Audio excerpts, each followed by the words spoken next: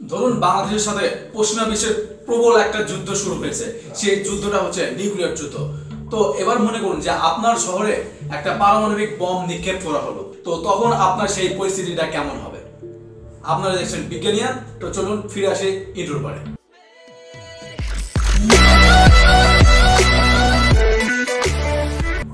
বর্তমান বিশ্বে পারমাণবিক শক্তিধর দেশ হচ্ছে 8টি, কিন্তু ইসরায়েলকেও আনঅফিশিয়ালি পারমাণবিক শক্তিধর দেশ বলা হয়।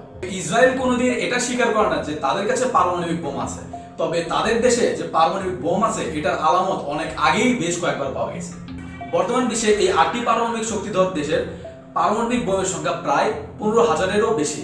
বাই চান্স কোনো কারণে যদি একটি পারমাণবিক বোম বাংলাদেশের উপরে নিক্ষেপ করা হয়, ধরুন সেই বোমটা আপনার শহরেরই পাশে নিক্ষেপ করা হলো, তখন আপনি কি করবেন? আপনি একটি গাড়ি নিয়ে যত দ্রুত সম্ভব সেই স্থান থেকে পালাতে চাইবেন। পারমাণবিক বোমা নিক্ষেপের ফলে ইলেকট্রোম্যাগনেটিক পালস রেট থাকায় তখন আপনার চারপাশে যত ইলেকট্রনিক যন্ত্রপাতি আছে এবং আপনার আশেপাশে যত যানবাহন আছে সবকিছু অকেজো হয়ে যাবে, এবং এমনকি আমরা এখন যে ভিডিওটা করছি সেই ক্যামেরাটাও কিন্তু অকেজো হয়ে যাবে। তো সবকিছু অকেজো হয়ে যাওয়ার পর নিশ্চয়ই আপনার গাড়িটা আর চলার অবস্থায় থাকবে না, তো তখন আপনি নিশ্চয়ই সেখান থেকে আবার নামতে চাইবেন। পারমাণবিক বোমা নিক্ষেপের ফলে একটা শকওয়েভ সৃষ্টি হবে। আপনি নিশ্চয়ই ভাবছেন তখন আপনি কোনো একটি শক্ত দালান কোঠার আশেপাশে গিয়ে দাঁড়াবেন বা সেখানে আশ্রয় নিতে চাইবেন, কিন্তু এটা হবে আপনার জন্য একটা মারাত্মক ভুল। তখন সেখানে অ্যাটমিক লেভেলটা এতটাই বেশি থাকবে যে আপনার চারপাশে সবকিছু তো একদম ভেঙে চুরে চুরমার হয়ে যাবে, এমনকি আপনার সেই শক্ত দালান কোঠাটাও একদম ধূলিসাৎ হয়ে যাবে। তখন যদি আপনি শকওয়েভ থেকে বেঁচেও যান, তখনও একটি সমস্যা আপনার জন্য গাঁটটি মেরে বসে থাকবে, সেটা হচ্ছে রেডিও অ্যাক্টিভিটি অর্থাৎ তেজস্ক্রিয়তা। এই শকওয়েভ থেকে বেঁচে যাওয়ার পর আপনার প্রথম যে করণীয় সেটা হচ্ছে তেজস্ক্রিয়তা অর্থাৎ রেডিও অ্যাক্টিভিটি পরীক্ষা করা। এই পরীক্ষাটা আপনি কিভাবে করবেন? পারমাণবিক বোমা নিক্ষেপের ফলে আপনার আশেপাশে একটা মাশরুম ক্লাউডের সৃষ্টি হবে। তো এই মাশরুম ক্লাউড দেখে আপনার রেডিও অ্যাক্টিভিটির পরীক্ষাটা করা হয়। তো এই পরীক্ষাটা করার জন্য আপনার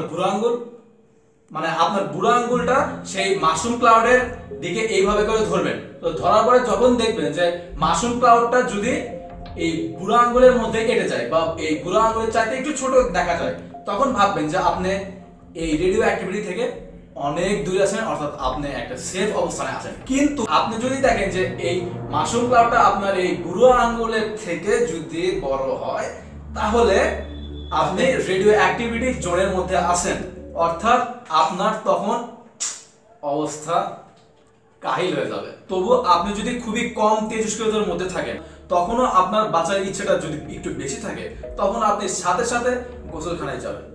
গোসলখানায় যে আপনার শরীরটা একটু ভালো করে ওয়াশ করে নেবেন।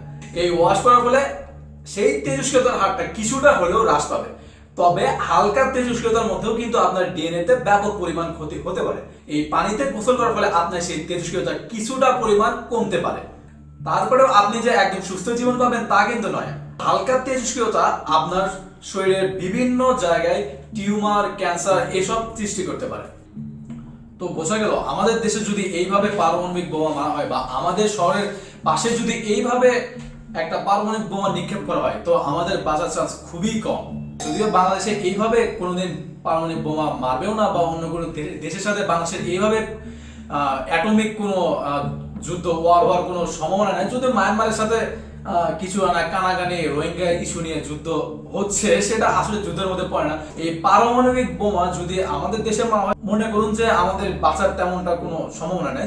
বেঁচে গেলে ওই হিরোশিমা নাগাসাকির মতো একটা অবস্থা হয়ে দাঁড়াবে।